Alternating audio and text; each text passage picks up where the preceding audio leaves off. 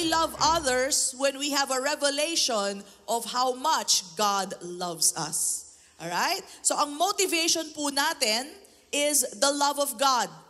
Amen po ba? What motivates you to love others is the love of God.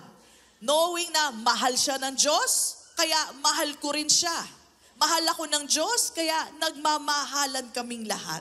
So it has to come from a revelation. Sabihin natin lahat, a revelation. Dapat alam mo kung gaano ka kamahal ng Diyos.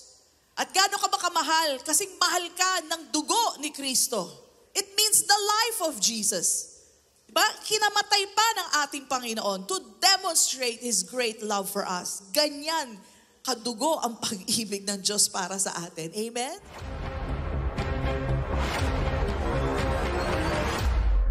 Excited to receive the word? Amen. Okay. Let me read the scripture that the Lord reminded me as we were singing the song Holy. Alright? Sabi niya dito in 1 Peter 1:15 to 19. But as He who called you is holy, God is holy, amen? You also be holy in all your conduct. So, holy ang ating Diyos, Ama. Dahil Ama natin siya, ginawa rin tayong holy. Sabi mo sa katabi mo, holy ka na. Ginawa na tayong holy. Holy ka na, hindi ka holy. No? Holy ka na.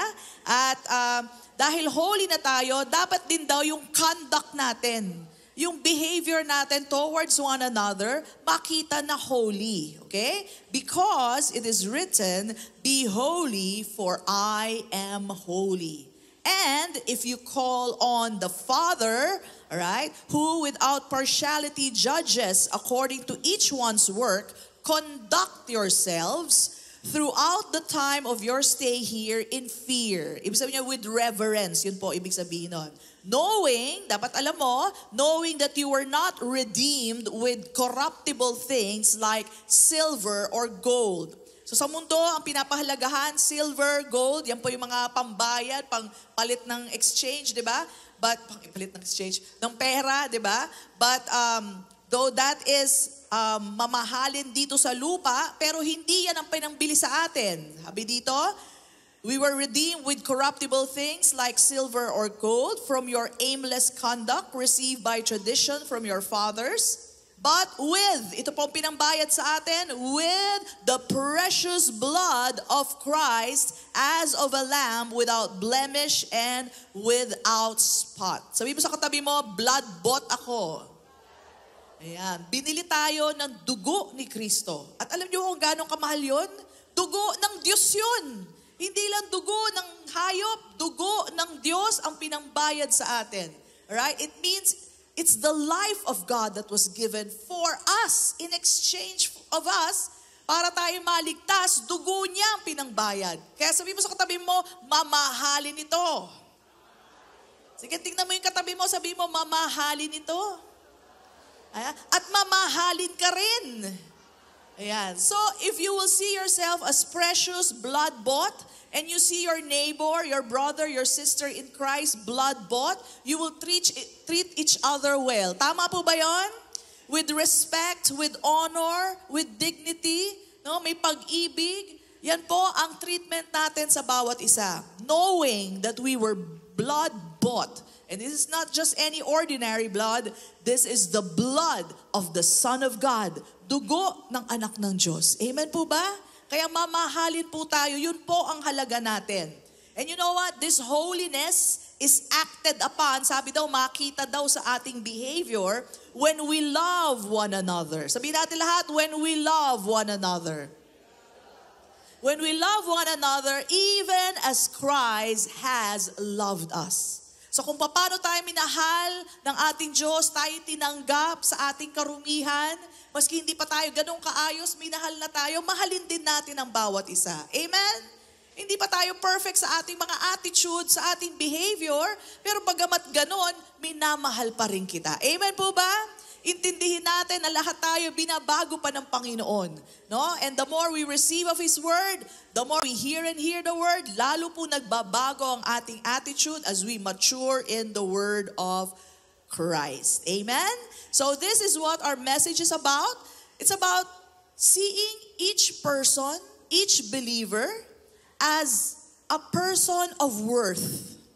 Na mahalaga ang bawat isa sa atin. Na tayo po, bawat isa sa atin ay binayaran ng dugo ni Kristo. Sabi mo nga sa katabi mo, mahalaga ka sa akin. Sabi mo sa katabi mo, you are precious to me. Amen. So we are to take note. Yan po ang short version ng ating mensahe. Take note. Sabihin natin lahat, take note. Take note of what? Of the household of faith. Yan po ang title ng ating message. No? So si Paul po, marami tayong natutunan. This is Romans 16 already. This is the end of the book of Romans, no? The epistle of Paul. So, last chapter na po to, and he takes note of the household of faith. No? And alam niyo po si Paul, nagpipreach siya ng love, pero he also walks the talk. Right? He preaches and teaches to love one another, at ginagawa niyo po yun. Hindi po siya preach lang ng preach, love one another, tapos pagbaba niya sa pulpito, hindi niya pinapansin yung mga tao. Hindi po siya ganon. Talagang, he walked in it. He walked in love. But he did this only because, number one, he had a revelation of how much God loved him. We can only love others when we have a revelation of how much God loves us. Alright? So ang motivation po natin is the love of God. Amen po ba? What motivates you to love others is the love of God. Knowing na mahal siya ng Diyos, kaya mahal ko rin siya. Mahal ako ng Diyos, kaya nagmamahalan kaming lahat. So it has to come from a revelation. Sabihin natin lahat, a revelation. Dapat alam mo kung gaano ka kamahal ng Diyos. At gaano ka ba kamahal? Kasing mahal ka ng dugo ni Kristo. It means the life of Jesus. Diba? Kinamatay pa ng ating Panginoon to demonstrate His great love for us. Ganyan kadugo ang pag-ibig ng Diyos para sa atin. Amen? Ibinigay niya ang kanyang buktong na anak. And so if you see the brethren that way as well, na sila din ay blood-bought, hindi lang sila silver-bought or gold-bought, hindi lang sila binayaran ng dollars, kundi dugo ng Panginoon, then you will have high respect for them. You will see them as worthy and precious in the sight of God. Hindi lang ako, hindi lang kayo, kundi pati ang ating kapatiran, lahat tayo, ganun ka-precious sa ating Panginoon. Again, our motivation is the love of God for us all. Amen po ba? Malinaw po ba yon? And again, Paul practiced what he preached. He walked the talk. So tayo rin, we walk the talk. Diba? So, this is what we're going to receive today. Ito pong babasahin natin, mga shout out ni Paul. Binabati niya ang household of faith. And sa isang maiksing liham na ito, marami po tayo matututunan. 4 na bagay. No? So, 4 things that we will learn.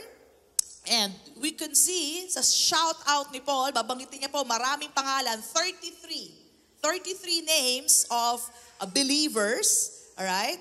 At makikita po natin na ang pulpito pala pwedeng gamitin para banggitin ang pangalan nyo. Hindi para bash, hindi para pintasan, kundi para i-edify or to build up our brothers and sisters. Alam niyo po, itong pulpito na to, hindi ho natin ginagamit para ipahiya ang isang tao o mga tao. We never do that. We never, tandaan niyo to, at kayo na rin po, you can verify this. There was never a name mentioned here in the pulpit to shame them. Tama pa ba ako? Mali. May hiniya na po ba tayo dito na binanggit yung pangalan, si brother ganito, si sister ganyan? Ayan. Itong ginagawa nila. Meron po ba tayong gano'n? Can you lift up your hands kung may alam kayo? Never. We never did that, nor will we ever do that. Kayo po ay mga anak ng Diyos, kasama na rin ako doon, and it is not my job to bash you. My job is to exhort you, to give you courage, to give you hope in Christ Jesus, to declare the blessing upon you. But it's never my job to bash you, to shame you, para magbago ka. Di, pastora, baka naman magbago pag binash natin. Baka, pastora, pag sinabi natin yung mali nila, baka magtino rin. No. That may be the works of other people, but not in this pulpit. We do not do that. All right? So, lalabas lang po dito, words of edification, blessing, amen? Words of instruction coming from the Lord, but none to bash anyone. The Lord does not use shaming to change a person. It is the goodness of God that causes man to repent. Kaya nagbabago ng isip ang tao dahil sa goodness ng Panginoon. So we have no use of evil words para baguhin ang isang tao. We just need the goodness of God declared to you so that you change your mind, so that you will repent. Amen po ba? It is the goodness of God that causes man to repent. Amen? So, kaya ko po nababanggit yan, kasi minsan po, talagang meron po. Sorry naman po, may gumagawa talaga noon. Meron po talaga ako nakita na video at napag-usapan nga to sa men's group chat, no? Na may mga nagbabash na mga pastor and kaya hindi na uma-attend yung mga ibang members. Kasi sabi nung, eto napanood ko rin siya eh. Narinig ko lang yun, di ako maniniwala, pero napanood ko talaga. Nasabi nung pastor, kunwari, si Brother Timothy, kunwari lang yun, Brother Timothy, late ka na naman. Na-late ka na naman. Sabi ganon. O ikaw, Brother Mark, hindi ka na naman nag-tithes. Sumisweldo ka, hindi ka nagta-tithes. Something like that. I forgot. Kasi hindi ko matiis. Talagang ni-scroll up ko kagad. Sabi ko, nakaka-discourage naman yung pastor na yun. Nagulat ako. Sabi ko, may pastor bang ganon? But, meron eh. Sorry. Pero hindi natin sila hindi ko alam saan sa galing. Basta, hindi natin siya kaparehas. Hindi natin siya ka-branch. Amen. Thank you, Lord. Amen po ba?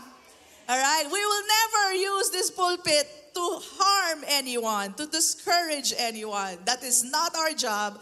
That is not what the church is for. The church is for edification and for building up one another, to love one another because of the grace of God. Amen? Alright. So, ito na, puro blessing lang po. Puro blessing po. At tandaan po natin, the greatest blessing, it does not come in the form of material things, yung mga nahahawakan, alright, yung mga nagagastos mo. Hindi lagi sa pera yan. Hindi lagi sa material na bagay. The best kinds of blessing are the people beside you.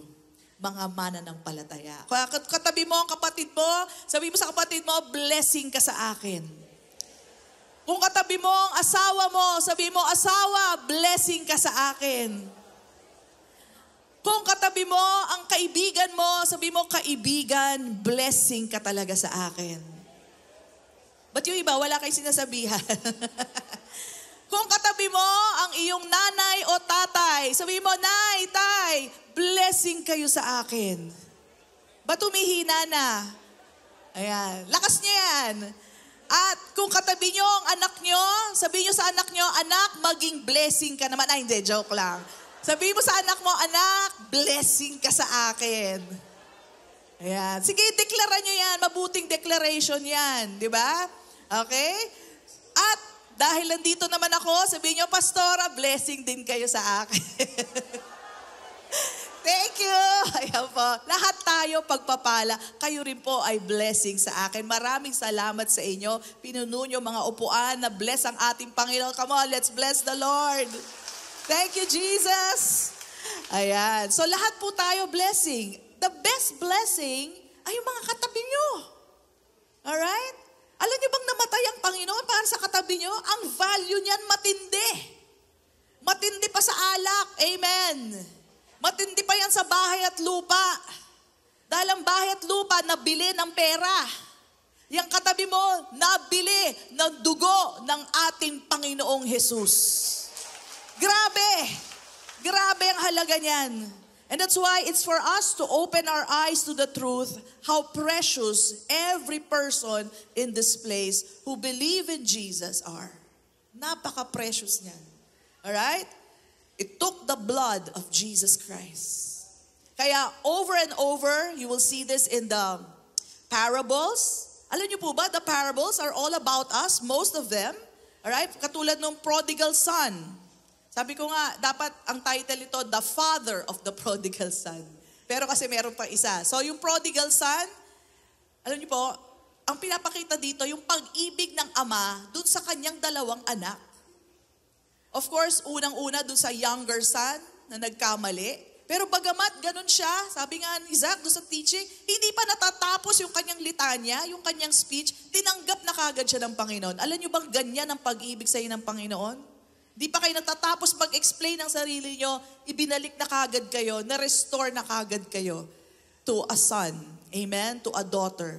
Yung namang elder son, minsan parang elder son din tayo eh. Nakakalimutan natin kung anong meron tayo. Alam naman natin tayo pinayaman na. Amen? Minsan nakakalimutan natin, mayaman na ako. Sabi mo ngayon, mayaman na ako. With conviction, mayaman na ako. Amen? Huwag niyong babaliwalain yung ginawa ni Kristo. Imagine, He became poor so that you might be rich. Do not insult the finished work of Jesus. You are already made rich. Amen? Alright? So minsan nakakalimutan natin. Minsan iyak-iyak tayo, wala akong pera. Marami akong utang. Mababayaran mo yan. Mayaman ka na kay Kristo Jesus. Amen? That's the truth. Mayaman ka na. You have to believe it first. Amen? And then how about the lost sheep? Alam niyo, minsan hindi niyo makuha yung logic ng lost sheep eh. I mean, walang isang empleyado na iiwanan ng napakaraming gawain, bantayin, para hanapin lang yung isang nawawala. It doesn't really make sense. Iwanan mo yung 99 sheep for one lost. But, pag na-realize mo, ikaw yung nawawala. Okay, may sense na. Ako pala yung nawawala eh. Kaya ako hinanap ni Lord. And that's exactly what He told me before. Sabi ko, Lord, what's the big deal? Bakit mo ba iniwan nga yung 99? Kaming usapan lang naman namin ni Lord. Sabi ko, ba't mo iniwan naman yung 99? Di ba syempre mas malaking responsibility. So kukunin mo yung isa. Alam mo sabi niya sa akin, because that lost sheep was you. Gets ko na, Lord. Di ba? You'll get the idea when you realize grace is given to you. Ang grace po kasi is napaka-unfair until it's applied to you. Di ba? Pag sinabi ni Sam, parusahan yan dahil mali ang ginawa niyan. Tama yan, parusahan. Pero pag ikaw yung paparusahan at binigyan ka ng biyaya, walang parusa sa'yo. Bayad na. Ano sabi mo? Salamat sa Diyos. Salamat sa biyaya niya. Now you get grace. Amen? Maiintindihan mo ang biyaya pag sa'yo ina-apply eh. Amen po ba? Nakuha po ba natin yon? So, the lost sheep was you. And He found you. You did not find Jesus. Jesus found you. Amen? Alam niyo ba yung lost coin? Ang story, yung lost coin, yung babae, may nawala siyang coin. At ang pinaka-point doon is, she did not stop until she found the lost coin. And do you know that is exactly the love of God for us? Hindi siya titigil hanggang maibalik ka ng Panginoon. Kaya nandito ka ngayon. Amen? Kaya yung mga inaalala nyo, naku Lord, paano na yung kapatid ko, paano na yung nanay ko, umalis na kay Lord. Huwag kayo mag-alala, babalik at ibabalik ng ating Panginoon yung tao na yan. Amen? Huwag kayong mag-alala. Basta yan, nakatanggap na kay Kristo, ibabalik niya yan. Because that is a lost coin. Dating kanya, biglang nawala. Hahanapin kanya hanggang makita kanya. Why? Because you're precious. You're blood-bought. Ganun kakahalaga sa ating Diyos. Amen? And then also the pearl of great value. May isa pang parable of pearl of great value. Nakakita siya ng pearl sa lupa. Ang ginawa niya, binenta niya ang lahat ng kanyang ari-arian para makuha yung pearl of great worth. Lahat binenta niya. You know who that pearl is? It's you. It's all of us. Nung nakita niya yung worth noon, nakita niya, ang ganda nitong pearl na to. Alright? Binenta niya lahat. He gave up everything for your sake. The great pearl is you. Amen? And that is how precious we all are. Each one of us. Bawat isa sa atin, ganun ka-precious sa ating Panginoon. Kaya maski isa lang ang mawala sa atin, hahanapin ka ng ating Diyos. Ibabalik ka ng ating Diyos dahil ganun ang halaga mo sa Kanya. Amen? Praise God. So, knowing that, I pray that today you will see your value. I pray that you see your value and other people's value in the sight of God. Sa ating babasahin ngayon, makikita natin ang example ni Paul. He mentions 33 people, right, with their names and some description. Okay? And makikita nyo kung paano po binigyan ng halaga ni Paul ang mga household of faith or yung kasama niya sa faith. Okay? So, tandaan nyo to, itong Romans 16, this is the last chapter of Romans. Alam nyo ba, sino dito nakapagbasa na ng Romans 16? Taas ang kamay. Yung sigurado kayo. Ayan. Iilan lang po. Alam nyo kung bakit? Pag nakita nyo na puro pangalan ng tao to na hindi ko naman kilala, ba't ko pa babasahin to? Puro pangalan. Puro shout out to ni Paul eh. So, we skip this. Most people skip this part. Why? Because, ano na matutunan ko dito? But I tell you, meron po tayong matututunan and I have made just 4 points para lang maiksi for the sake of time, pero mas marami pa dapat. So let's read it now. 4 points lang po. Romans 16, 1-16. Sabi niya dito, I commend to you, sa Romans the Church of Romans, I commend to you Phoebe, our sister who is servant of the church in Cenchrea, that you may receive her in the Lord in a manner worthy of the saints. So tanggapin niyo siya as a holy person. Yun po ibig sabihin ng saint. Tanggapin niyo siya as a holy person. Okay? Binibigyan siya ng commendation. Ibig sabihin po ng commendation, public praise. No? And sabi dito, assist her in whatever business she has need of you. Kung ano man ang kailangan niya, paki-asistahan naman, sabi ni Paul. For indeed, she has been a helper of many. Marami siyang natulungan. And of myself also. Now this is great Apostle Paul. Amen po ba? Siya yung Apostle Paul na alam ng lahat. Pinili ni Jesus after all the 12 disciples. Alright? So this is the great Apostle Paul. Pero alam niyo po, makikita niyo yung humbleness ni Paul. Sabi niya, marami siya natulungan at pati ako tinulungan niya. You know, some great people, hindi na nila inaalala yung mga nakatulong sa kanila nung unang panahon. You know, we can see here, based on Paul's writing, magandang ugali pala yun. Naaalalahanin natin yung mga taong kasama natin sa pag-angat. Mga tumulong sa atin sa pag-angat. No? So, si Phoebe po ay isa sa mga yon. Kaya sabi niya, I commend to you, sis Phoebe. No? Tulungan niyo siya. Bigyan niyo sila ng worthy of a saint's welcome. Something like that. No? So, marami siyang natulungan. So, take note. Sabihin natin lahat, take note. So, dito po sa service na to, huwag naman po kayo magtatampo kung hindi ko mabanggit yung pangalan niyo. Pero I will be taking note of some people. No? Here and there, as the Holy Spirit will lead me, no, I will take note of those people. So, meron po tayo mga members na talagang notable, you know? Hindi lang po ako ang natulungan, kundi maraming tao natulungan. Ayan. So, nakita ko lang po na you can use the pulpit to name those names. Amen? At sabi ko nga, huwag kayo magtatampo kasi ang dami nyo naman, no? Baka hindi matapos ang service pag nabanggit ko kayo lahat. Pero I will just note some. Like, si Doc Frida is so close to me. Sorry, Doc, babanggitin kita. Madaming, at saka maski sinong member kausap ko, ay si Doc Frida talaga, ganito, no? Ganyan, talagang commendable talaga. So I commend Doc Frida to all of you to treat her worthy of a saint, no? That kind of, tulungan ako na sobra-sobra. She always remembers me and I thank you, Doc, sa iyong buhay. At alam ko marami ka natulungan dito mga tao. You have blessed them in so many ways. So commendable po ang iyong gawa. We thank the Lord for you. Palakpakan natin ang Panginoon.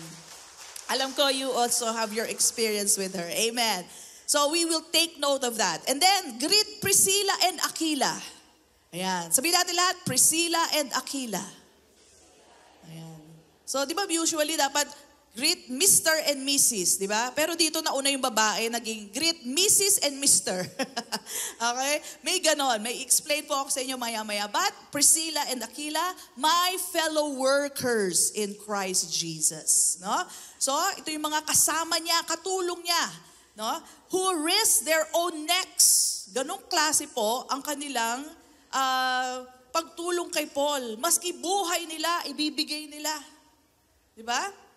To whom not only I give thanks. So pinasasalamatan ni Paul sila, but also all the churches of the Gentiles. Lahat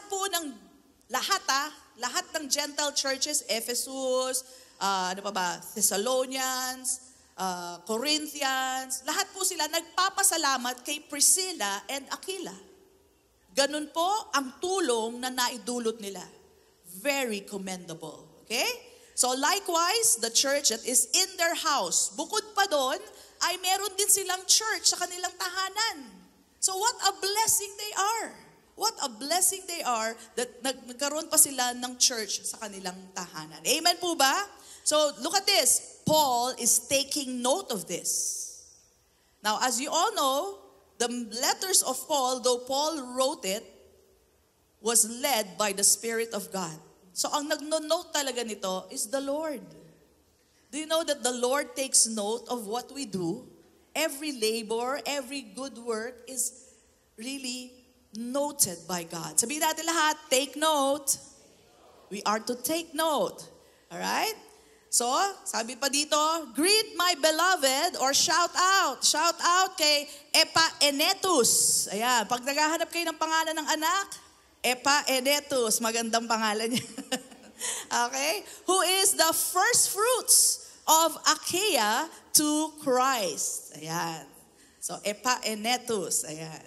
And then, shout out then kay Mary. Sabi niya, greet Mary who labored much for us. Okay? Mapapansin niyo yung pagbigkas ni Paul, talaga merong much. Okay? And then, greet Andronicus and Junia. So, mag-asawa po ito.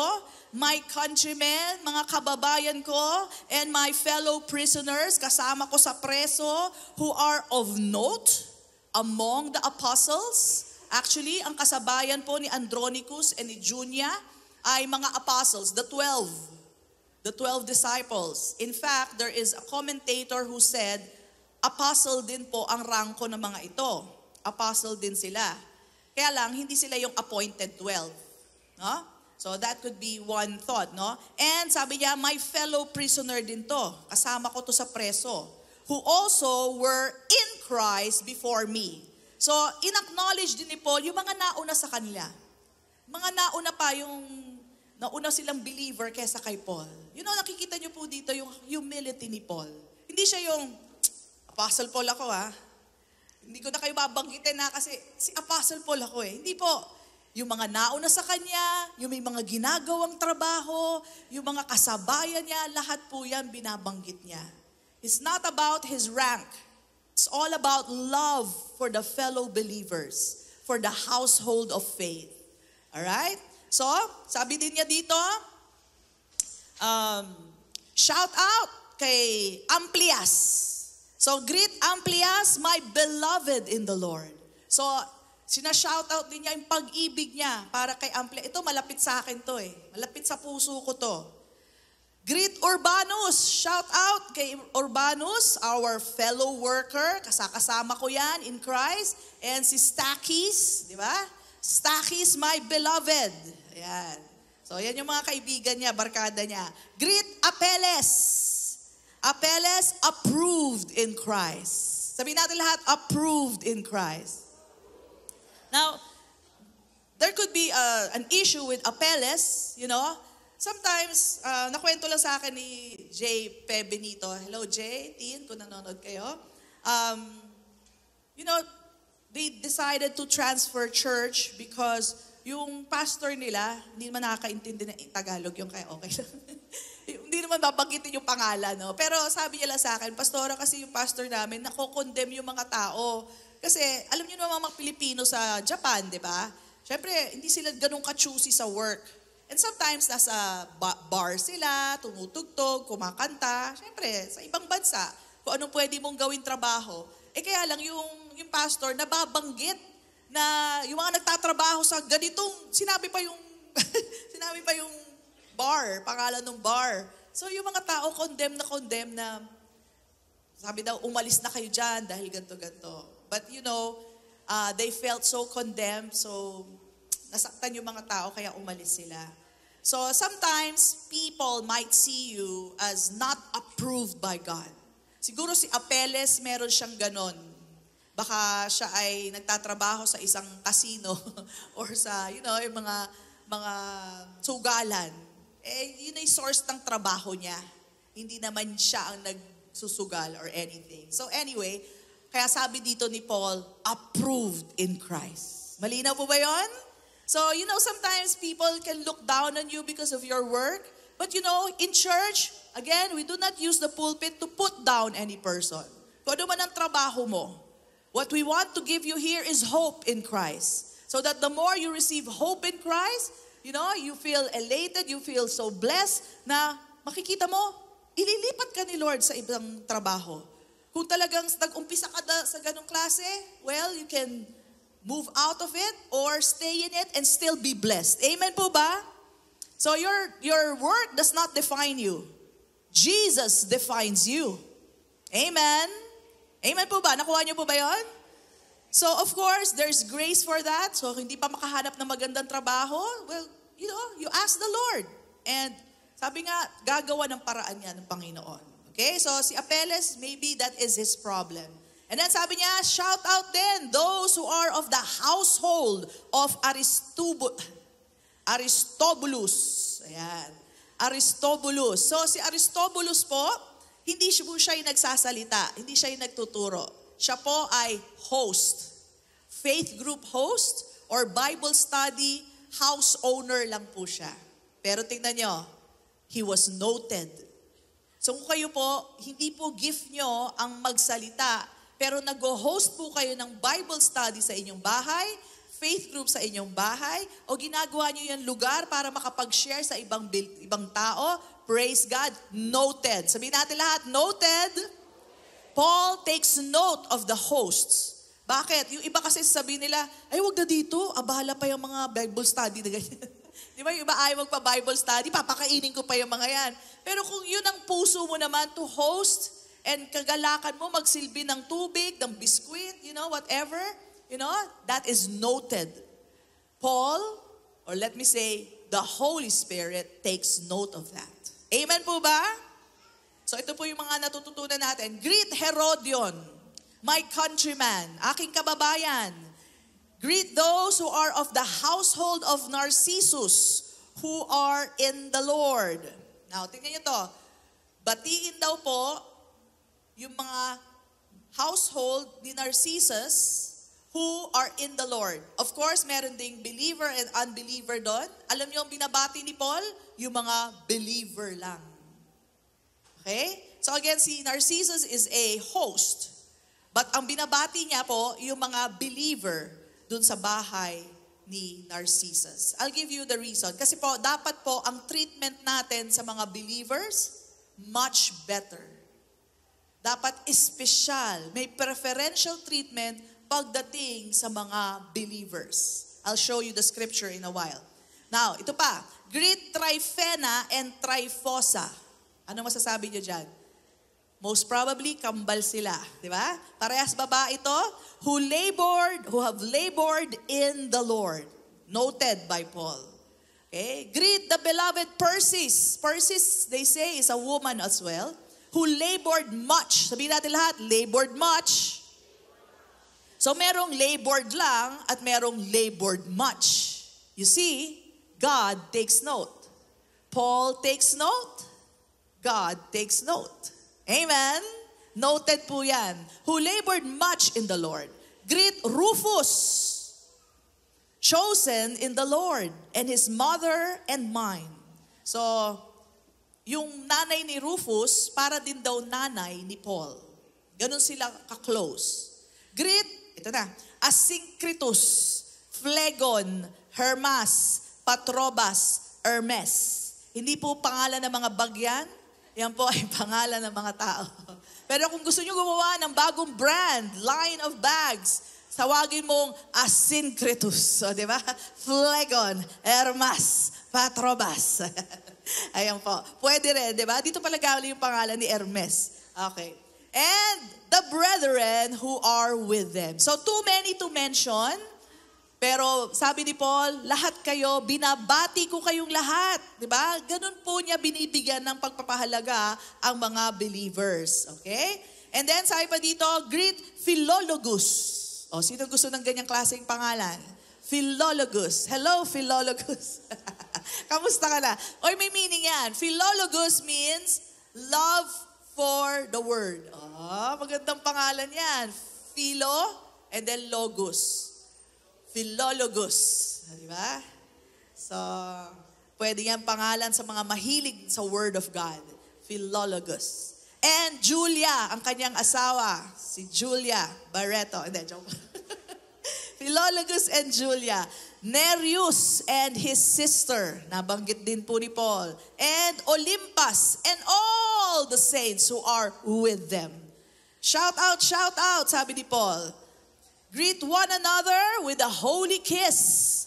The churches of Christ greet you. Now, kaya po binanggit na holy kiss, para namang, kasi pwede may mag-interpret, hinalikan bigla yung tao, di ba? Sa hindi magandang paraan. Eh, sabi ni Paul, halikan daw kita eh. Kaya, specified po ito, holy kiss ha, holy.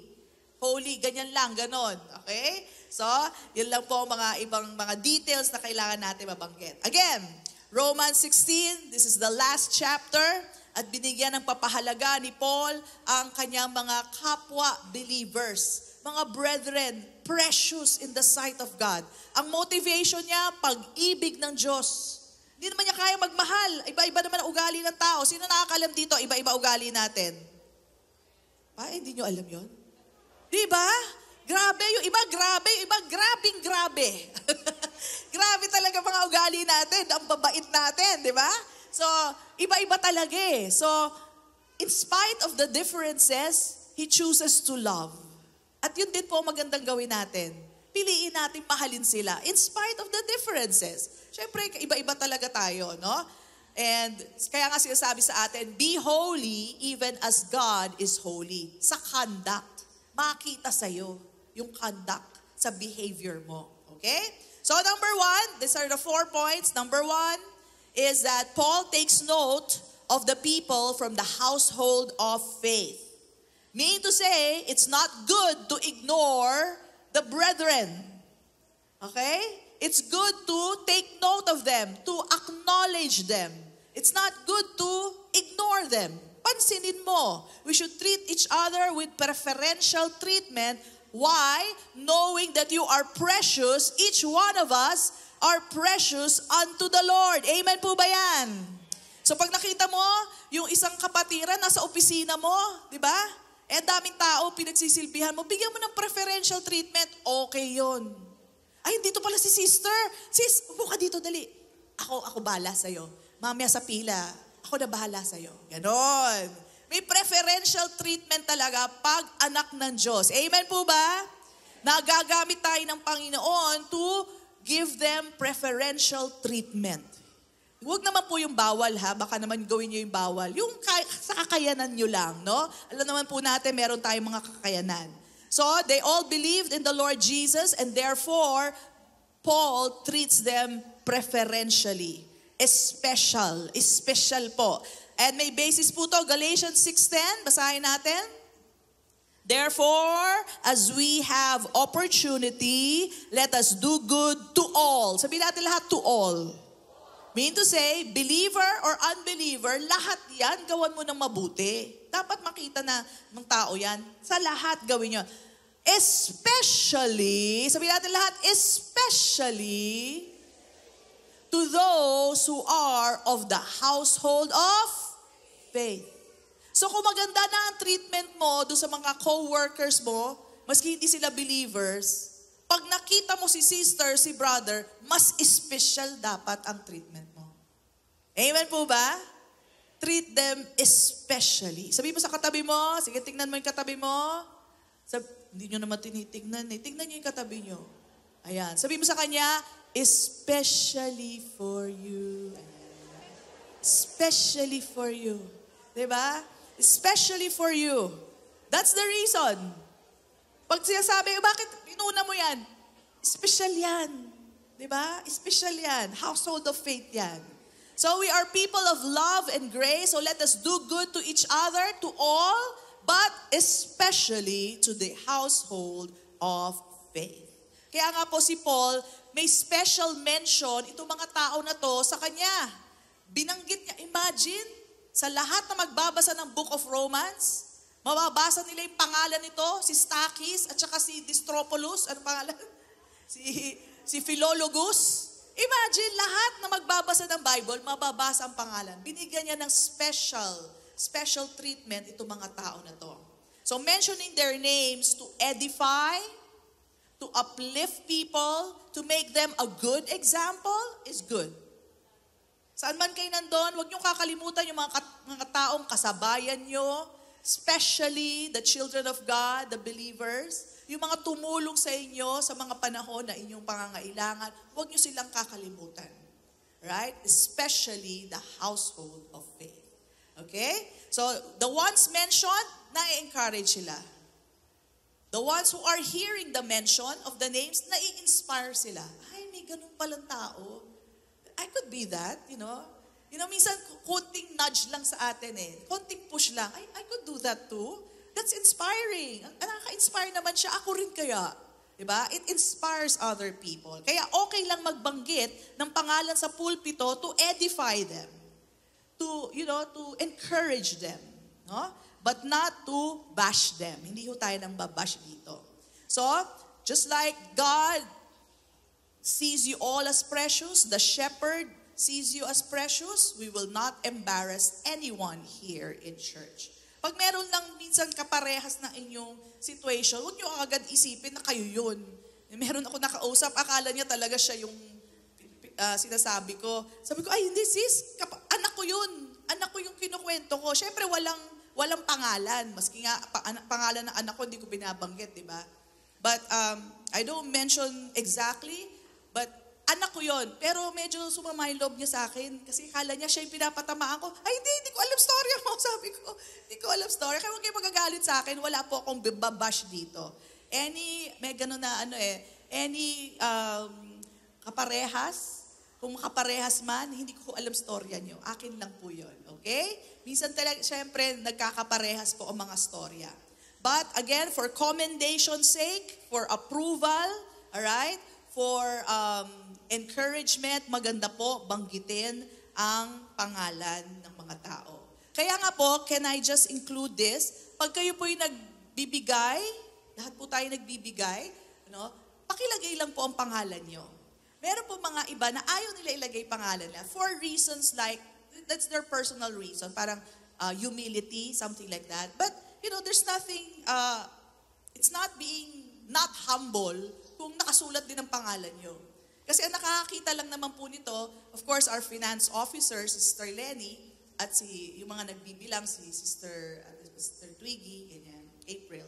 Sila lang po yan. At ako, tatlo lang kami nakakakita talaga. And for me, sa akin po, it's an encouragement to see these people increasing in life. Kasi nakikita ko po how they increase in life. Kasi especially if the tithes are given, nakita ko, wow, dati 1,000 lang nabibigay niya. Ngayon 2,000. Ibig sabihin, 10th lang yun Sabi ko, praise God. And I praise God every time I see your increase. And I pray for these people. Yung mga pangalan nyo na nandun sa listahan, I pray for you. And I thank the Lord. Lord, thank you, they are increasing. Thank you that their heart is yours. Kasi ang nakikita ko po sa inyong pagbibigay ay yung puso nyo.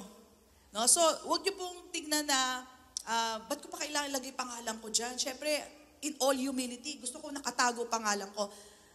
Of course, if still, after I say this, ayaw nyo po ilagay, it's fine. Wala namang pong pilitan dito. But sa amin po, I am encouraged to see you increase. And I'm able to pray for you as well. And then, aside from that, nakikita ko where your heart is. Because the Bible tells us, where your treasure is, there your heart is also. Ulitin ko po. Where your treasure is, there your heart is also. So kung nakikita ko that you are a constant giver, you are that kind of person faithfully giving, natutuwa ako kasi I know you are maturing in the Word. Ang puso mo ay nandoon sa church. Ang puso mo ay nasa Panginoon. So, of course, sumusunod lang po ang puso kung saan mo binibigay ang treasure mo. So this is a very good indication for me that you are growing, that your heart is to the Lord. So huwag po kayong mahihiya na isulat ang inyong pangalan. That is important for tracking. In fact, if you want tax deduction, kaya lang maliit lang po yung percentage, no? You can ask, kasi po ito ay considered as donation, you can ask our finance officer. So, for tracking, kung hindi kayo naglalagay ng pangalan, wala kami mabibigay sa inyo. In the spiritual side, I see how you are growing in the grace of God. And I see where your treasure is, your heart is rather. Kasi sumusunod lang po ang puso kung saan nyo ibinibigay ang inyong treasure. Amen po ba? Malinaw po ba yon? So, yun po, ang paalala ko po. No? So, let's continue. Let's give generously, sabi nga. No? And as your pastor pala, I'm so happy. Let me take this opportunity. Tutual si Paul, ay binanggit niya rin yung mga tao naging blessing sa kanya. I would like to thank the Lord for all those who are constantly, continually, regularly sowing seeds to this church. Sabi ko nga, it's not about the amount. It's about how, regular you are in your giving. I tell you, meron po dito nagbibigay regularly. As in 10 piso, 10 piso. And alam mo, nabibless ako talaga sa kanya. Kasi every Sunday, after Sunday, nakikita ko, tapos pati ako binibigyan niya ako 10 piso. Natutuwa talaga ako sa kanya. Sabi ko, naalala niya ako, no? And I would like to thank all those who have been sowing seeds in my life. Bihira ko po, the word just allows me to just declare this today. Kasi pinupunan ni Paul. So ako rin gusto kong magpasalamat sa mga nagsusow sa seed ng seed sa buhay ko. Hindi ko kayo mamimension lahat, patawarin niyo ako. But I would like to thank Brother Jojo Cueto, sila Doc Frida, sila Brother Jerry, all these people who have been sowing in my life. And the rest of you, sorry, hindi ko kayo mabibanggit lahat. I know marami sa inyo. Salamat po because, para maalala niyo ko, it's a great blessing to me. No? Kasi tandaan niyo po to, ang bulsa ng pastor at bulsa ng church ay magkahiwalay. Wala pong napupunta sa akin. Just to clarify, dahil alam naman natin may mga chismis ng mga church na gano'n ang ginagawa. Akala nila pag nagbigay sila ng tithes at nagbigay sila ng offering, lahat napupunta kay pastor. Ay wow, di ba? Pero Sister Lenny can vouch for me that, tithes, offering, mission, lahat po yan sa church. Wala po pumupunta sa akin, diretso. No? And only when my name is there, that's the only time na iaabot po yan sa amin ni Sister Lenny. But none of the monies go to me. Okay? And would like to thank Sister Lenny sa kapakaayos niyang minister sa atin. Hindi yun siya nakikita, pero she ministers to us through her very organized way of sa ating finances. And it's an anointing, at the same time, it's a ministry to her. Hindi niya nakikita tong trabaho, ministry niya to. So I just thank the Lord. I would like to recognize Sister Lenny. Palakpakan naman natin ang Panginoon. Thank you, Sister Lenny. She's really a blessing. Alam niyo ba, pag dumadating sa akin yung mga folder, ganyang kakapal, tapos titignan ko na lang, okay na to. Ang ayos, sobrang ayos. I could never do that. So, the Lord has given me a staff that is talagang tumutulong po ng maayos sa ating church. All these things that you see, yung kaayusan dito, I could never do my job without the staff that we have. That's why I thank Brother Mel, Brother Nance, Brother Jabs. Sino pa ba nandito? Ha?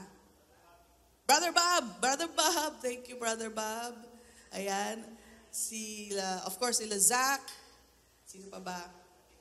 Sister Nanet, salamat sa iyo. Tahimik lang yan, Sister Nanet, pero grabe yan.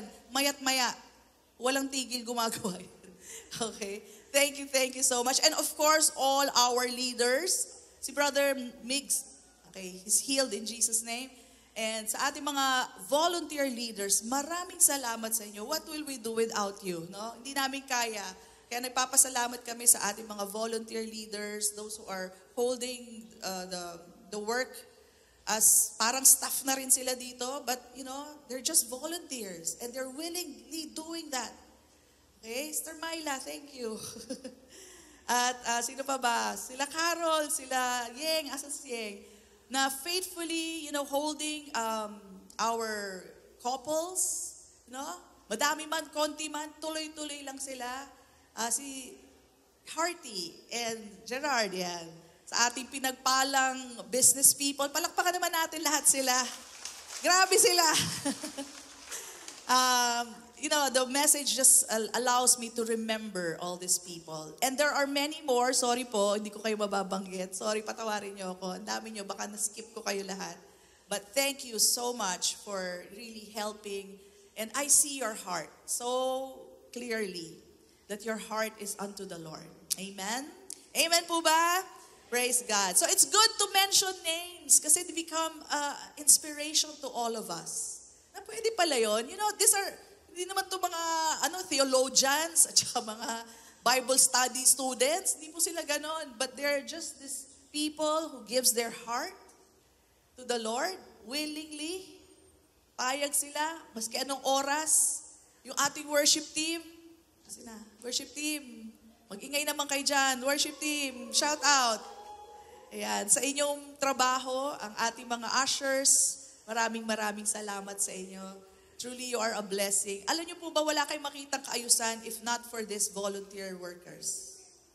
Yung mga upuan yung nakaayos. Nante, thank you. Okay? And sa traffic, salamat. PSG, salamat sa inyo. Palakpakan naman natin. So, talaga ito yung pagkakataon ko para mabanggit yung mga tao na yan. Dahil, thank you, Paul, for allowing me. Okay, so, and many more, there are many of our members, di man pera, food, grabe. Salamat sa pagkain nyo, pinataba nyo kami. Yung tataba namin, okay? At gifts, in many forms, maraming salamat sa inyo. Itong suot ko, sponsored by Eddie, salamat. Kanina ko lang natanggap, sinuot ko kagad. Ayan. So thank you. And on goes the list. And again, I cannot mention you all, but to all the saints of FCI, salamat sa inyong mga buhay. Come on, let's bless the Lord. Salamat. Okay, so that's the first one. Do good to the household of faith, especially to the household of faith. And letter B, Paul takes note of the women mentioned in this chapter. Si Phoebe, si Priscilla, si Mary, Tryphena, Tryphosa, Persis, mother of Rufus, Julia, and Junia. These are women who worked for the Lord. So, I would like to commend you women. Rise up. Alam ko maraming pastor na lalaki, pero meron din pastor na babae. Amen. Meron din po, si Priscilla po ay isang pastora. Ayan. Meron po siya sa house niya. Siya po ang nagpapastor doon. And blessing po siya sa marami. Meron pa hong iba. Pero dito sa listahan na to, si Priscilla po. No? And pansinin niyo po, ang inuna niya po ay si Phoebe. Sabihin natin lahat, Phoebe. Paul publicly praised her. Right? Alam niyo po ba, yung ginawa ni Paul na yan, sa liham niya, is so un-Jewish, it is so un-Roman, it is so un-American, and it is so un-Pinoy. Bakit? Aba, maski sa Pilipinas, hindi mo unahin ng babae. Lagi, lalaki. It's either hindi babanggitin ng babae, sa kultura nila, mga Hudyo, hindi binabanggit yan. Or, una muna ang lalaki. Alright? So si Phoebe, na inuna niya, alright, tells us that Paul was not pressured culturally, traditionally, or by people's opinion. Kung sinabi sa kanya ng Holy Spirit, isulat mo ang pangalan ni Phoebe, una mo siyang isulat, siya ang inuna ni Paul. Amen? Hindi siya nagpapadala sa pressure ng mga tao. So what Paul did was against their culture and tradition. Okay? At ipagpapatuloy pa yan ni Paul, pagbanggit niya ng Priscilla and Aquila. Okay? Biruin mo, inuna mo si Priscilla bago kay Aquila. Si Priscilla po ang babae, si Aquila po ang lalaki. That's a no-no for a Jew. Did you know that? Bawal yan. You do not put the woman's name first. Pero again, hindi ho nagpadala si Paul sa sasabihin ng tao. Okay? Kasi mismo sa Pilipinas, hindi po acceptable yan. Meron bang ganito? Mrs. and Mr. Apolonio. Meron bang ganon? Di ba anong una dapat? Mr. and Mrs. Apolonio. Ganun po yun eh. Pero the mere fact na inuna niya si Priscilla, alright, he was not pressured in any way from the opinion of people on himself. Pag ito ang sinabi sa akin ng Holy Spirit, ito ang sasabihin ko. Wala akong pakialam, wapakels. Wapakels si Paul. Kung ano man ang isipin niyo sa kanya. Because this is so un-Jewish. So yan ang mga matututunan natin dito. This is so un-Jewish. But in Paul's letters, right, madalas nauuna si Priscilla kaysa kay Aquila. You know why? Because Priscilla was a pastor of the church. Una siya. But later on, in the following letters, nauna na rin yung Aquila, Priscilla. Pero habang hindi pa nag-rise up si Aquila, katulong niya lang. Maybe Aquila was busy with the business while si Priscilla nag-focus sa ministry. Okay? But hindi ho nahiya si Paul banggitin ang pangalan ni Priscilla bago kay Aquila. Amen po ba yan? Nakuha po ba natin? So what I'm trying to say to you is, pag may pinapasabi sa inyo ang Panginoon, huwag niyong babaguhin. Kung yun ang sinabi sa inyo, eksakto niyo sabihin. Amen? Now, I'm saying this to explain also the direction of the Holy Spirit. You know, in our church, I appreciate your suggestions. But I cannot do your suggestion unless the Holy Spirit will allow it. Almost, hindi naman lagi. Almost every after message, meron po mga nagsasuggest sa akin, Pastora, maganda siguro kung ganito sinabi mo, o kaya ganito. Nakita ko naman yung interest nila. Sabi ko, I appreciate your interest. Sabi ko, but let's see if that is what the Holy Spirit will lead me to do. Sabi ko ganon. Pero pag hindi, bro, di ko magagawa yan, ha? I hear you, but I cannot do that.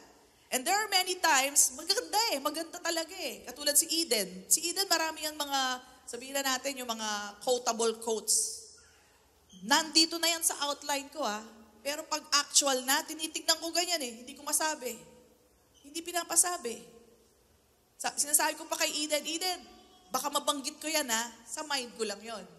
Pero pag actual na, tinitignan ko, hindi talaga pasabi. So it means, I am restrained to a certain degree. No? Pwede ako sumuway, pero ba't naman ako susuway? Totoo lang, pwede ako sumuway, pero ba't ako susuway? So what I'm trying to say is, maybe you don't understand me, everybody, but there are times people would give me suggestions, Pastora, ito gawin natin. Maganda siguro ganito gawin. Bro, sabi ko, I hear you. Pero hindi yan ang pinapasabi ni Lord eh. Hindi ko pwede sabihin, please do not be offended. I am here to speak only the words of God. If the Lord allows me to say what you say, then I will. Pero kung hindi, wala namang sasama ng loob sa akin. No? Salamat po sa inyong pag-intindi. Kasi marami po nagsasuggest sa akin. O bigyan ko kayo ng halimbawa. May isang lola. Hindi ko sasabihin syempre pangalan. Sabi niya sa akin, Pastora, pag ako po ay matanda na, ayoko na alagaan ako ng anak ko. Magpapa-home for the aged ako. Okay? Sabi niya sa akin, sabi ko, okay, nakikinig lang ako sa kanya. Kasi hindi ka aalagaan ng anak mo. Yun ang sabi niya sa akin. Sabi ko, okay. Nakikinig lang ako, respectfully. I was listening to her. And then she said, bumalik siya sa akin, sabi niya, Pastora, pwede ba, pagdating ng September, September, di ba yun yung mother, grandparents day. Pwede ba, maghanap kayo ng verse at sabihin nyo na pag tumanda ang mga anak nyo, dalhin nyo sa home for the aged. Sabi ko, una po, wala pong verse na ganyan. Pangalawa po, ako po sabihin ko na po sa inyo, hindi po ako agree doon. Sabi ko, kayo po kung gusto nyo, for home for the aged kayo, di home for the aged kayo. Wala pong problema doon. Pero ako po, mas gusto ko, tuturuan ko yung mga tao, honor your mother and father. Sa kanilang pagtanda, alagaan nyo naman. Diba? Inalagaan kayo habang nung bata. Pagtanda nila, alagaan nyo naman. Yun ang sa akin. Kasi yun ang nakikita ko sa word. No? So, again, there are different kinds of suggestions. Ituro ko daw yung ganun. Sabi ko, hindi ko pwede basta ituro yan. So, many suggestions. Chats sa akin. But again, let me tell you, I can only speak what the Lord wants me to see. Amen po ba? Noted po ba? Amen. Amen. Okay. So, thank you for your suggestion. I understand them, but I cannot teach all that you say. Okay? I only speak for the Lord, not for anyone else. Okay. Letter C, or number 3 na po tayo. May natutunan po ba tayo? Paul also took note of their work for the Lord. Noted ang mga trabaho nila. Many say, kaya nauna si Priscilla kasi mas marami siyang ginagawa at that time. No? But later on, nauna rin si Aquila kay Priscilla. So praise God, nag-take na rin ng lead yung mga lalaki. So yung lalaki na si Aquila. So alam naman natin, mas maraming mga pastors na lalaki. But rise up, women. There can be pastors who are women. Pwede po yan. So I encourage you, if you are that, rise up. Okay, so take note po that this reflects, can we go to that? This reflects the new covenant perspective where spiritual gifts, right, and roles are not limited by gender. Basta believer ka, you have the anointing of the Holy Spirit, you can minister. Hindi yan sa gender, okay? In Christ, right, we can work side by side with men, we can work with each other or alone. No? In Christ, all believers are empowered to serve according to their gifts, regardless of gender. So ang ibibigay mo naman sa tao, regalo din sa iyo ng Diyos. Kaya kaya mo mag-minister. You don't have to know everything in the Bible. Right? But whatever God gave you, love, joy, peace, pwede po natin ibigay yan sa tao. And with regard to their work, si Tryphena, Tryphosa, tingnan nyo to, labored in the Lord. Okay, can we go there? Wala pala. Mary and Persis labored much for the Lord. So may nakikita tayo dito, may pinapansin po si Paul. Merong nagle-labor lang kay Lord, meron ding much labor in the Lord. Noted po yan. Ibig sabihin, there are distinctions and degrees among believers. It just shows us na yung grace ng Diyos ay hindi po in vain in our lives as we allow it to be seen by people. It is an honor to labor for Christ. Wala ba yan sa notes natin? It is an honor to labor for Christ. It is still a greater honor to labor much. Sabihin natin lahat, labor much. And this is all by the grace of God. Tatandaan nyo, magiging madali ang trabaho kung hinahayaan nyo ang biyaya ng Diyos ang magtrabaho through you. Pero kung nag-aalala ka, paano kaya ma-perfect yung aking sasabihin? Ayun po, mahirapan talaga kayo. So dati po kung mag-practice ako, grabe, 5 beses, 10 beses. Ang haba ako mag-practice. Pero ngayon, natutunan ko ng sumalalay sa biyaya ng Diyos. No? So you have to rest on the grace of God. Maniwala kayo, natutulungan kayo ng banal na spirito habang kayo nagtuturo, nag-share. Pero kung depende lang kayo sa sarili nyo, mahihirapan po kayo. So again, it's an honor to labor for Christ. Still a greater honor to labor much. Sabihin natin lahat, labor much. Labor by the grace of God. Sabi nga ni Paul, He labored more abundantly than they all, yet not I, ang bilis ni Paul, yet not I, tandaan nyo, hindi ako yun, but the grace of God with me. Amen? Alright, so the grace of God is all we need to labor more abundantly. Gusto nyo ba mag-labor more abundantly? Lahat po yan noted. Noted po yan. No? And it is the grace of God that does that. Grace, hindi po skills. Hindi po talent. Salamat po at may talent tayo. Salamat at meron tayong skills. Pero in the kingdom of God, what reigns is the grace of God. Amen? Yun ang nagdadala sa atin. Magaling ka nga magsalita, puro yabang ka naman, di wala rin. Magaling ka magsalita, pero hindi ka mapagbiyaya sa tao. Wala rin, sayang. No? Magaling ka kumanta, gusto mo, pero ikaw lang gusto mo, sa akin lang titingin. Ay, walang mangyayari doon. Sa biyaya tayo ng Diyos, nakasalalay. Okay? Ang ayaw na work ng Panginoon ay yung pag-aalala, pagdududa, walang tiwala. So ang tanong, under grace, ano ba talaga? Rest or work? Pastora, ano ba talaga? Rest or work? Sabi niyo mag-rest. Ngayon, work. Parehas po. Sabihin natin lahat, parehas. We rest in the Lord. Okay, can we go to that note? We rest in the Lord by trusting Him. We work in the Lord more abundantly by the grace of God. Amen? Pakikunan po yan para alam nyo. We rest in the Lord by trusting Him. We work in the Lord more abundantly by the grace of God. At tatandaan nyo, nakikita nyo na yung mga signs of the times. Nakikita nyo na ba? Dati, sa ano lang yun, sa Bible lang nakasulat di ba? Ngayon, nakikita na natin Are you aware? Sino hindi aware? The signs are there, alright? Pero hindi pa yan. Pakita ko sa inyo yung tunay na iintayin nyo. Matthew 24:14, and this gospel of the kingdom will be preached in all the world as a witness to all the nations, and then the end will come. So pag may mga earthquakes, pag may mga wars, hindi pa yan. Baka kabahan na kayo. Huwag kayong kabahan. Ira-rapture nga tayo Huwag kayong kakabahan. Pero ang kailangan nyo natin makita, yung preaching of the gospel in all the world. Now, this is my question for you. Sino sa palagay nyo ang gagamitin ng Panginoon to preach the gospel in all the world? Tayo, the church. Alam nga naman yung unbeliever. So, sabihin mo sa katabi mo, humanda ka. Humanda ka. Gagamitin tayo ng Panginoon.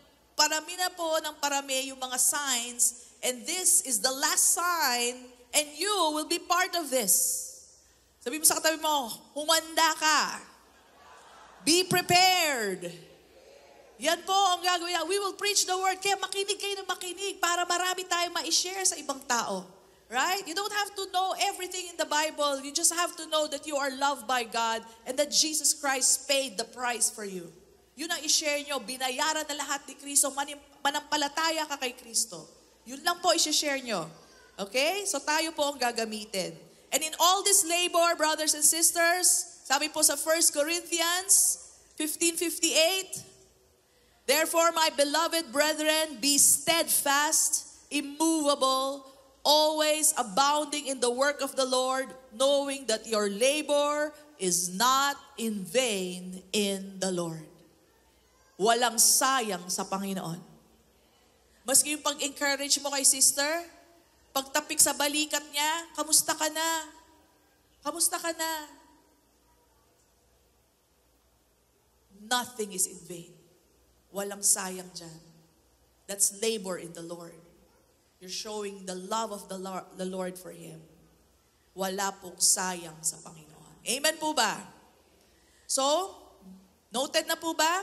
Number 4, number 5, hanggang number 5 pala ako. Noted are the hosts. Maiksi na lang po ito. Brother Bob, noted are the hosts. So again, si Aristobulus, si Narcissus, at saka si Gaius. Si Gaius po, personal host ni Paul.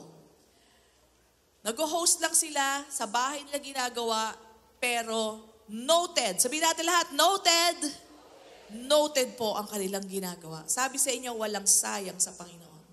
Maski hindi ka nagsalita, pero ikaw yung nag-imbita sa bahay mo. Nag-imbita ka dito sa church. Ikaw ang nag-host sa kanila. Noted. Noted ng Panginoon. Amen po ba? And lastly, sabi dito, Romans 16:16, greet one another with a holy kiss. The churches of Christ greet you. So sabi, holy So maayos na kiss yan. Of course, tayo sa Pilipino, hindi tayo masyado sa kiss kasi sa ibang bansa po, like Israel, dalawahan pa yan.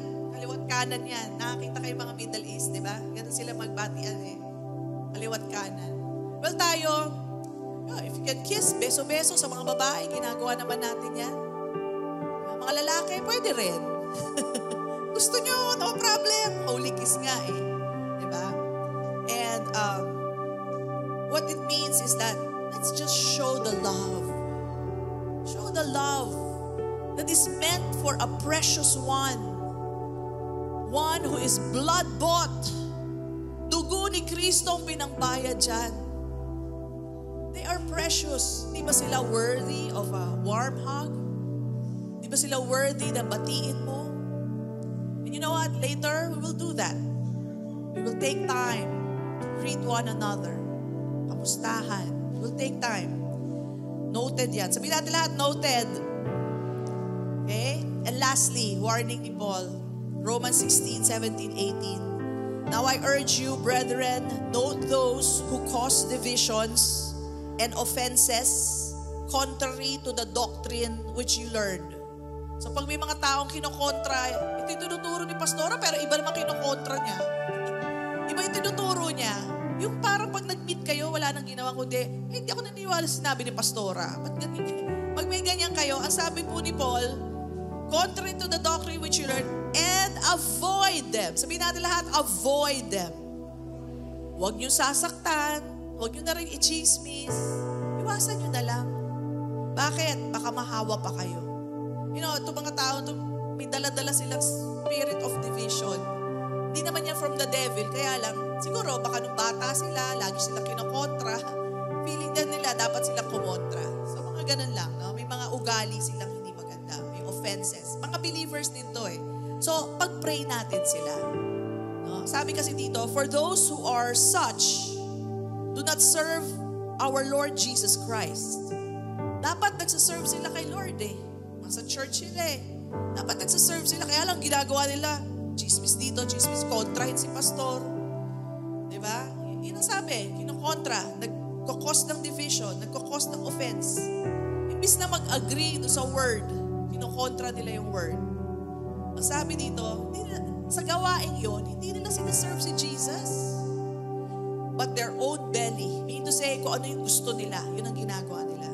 And by smooth words and flattering speech, deceive the hearts of the simple. So anong gagawin mo? Iwasan mo lang sila. Bakit? Number 1, ayaw ni Lord masaktan ka. Number 2, ayaw ni Lord mahawa ka. Nakakahawa yon. Tagal-tagal mong kausap, mamaya ikaw na rin, oo nga, tingin ko nga hindi tama yun, nakikiganong ka na rin. Huwag po kayo sumama sa mga ganyan. Pag meron kayong tao na wala nang ginawa kundi kontrahin yung mensahe dito, lumayo na po kayo. Kasi they are not serving the Lord Jesus Christ. Hindi po ako may sabi niyan, sabi po ni Paul yan. Iwasan nyo lang. Pero pag-pray nyo. Pag-pray nyo sila at hopefully they will heed the voice of the Lord. Alright? And they will change their ways. So take note. Sabihin natin lahat, take note. Ayan, iwasan po natin yung mga tao to. Pero doon sa mga nagsaserve sa Panginoon, katulad nyo, right? Be inspired by them. Be inspired that there are people in this church willing to give their lives, willing to give of their help and their finances to make the church grow and glow. It's like a city on a hill na hindi na posibleng hindi makita because everybody is loving one another. Sabi nga, they shall know that you are my disciples by your love, the love that we have for one another. Amen po ba? So right now, did you learn something? Okay, palakpakan natin ang Panginoon.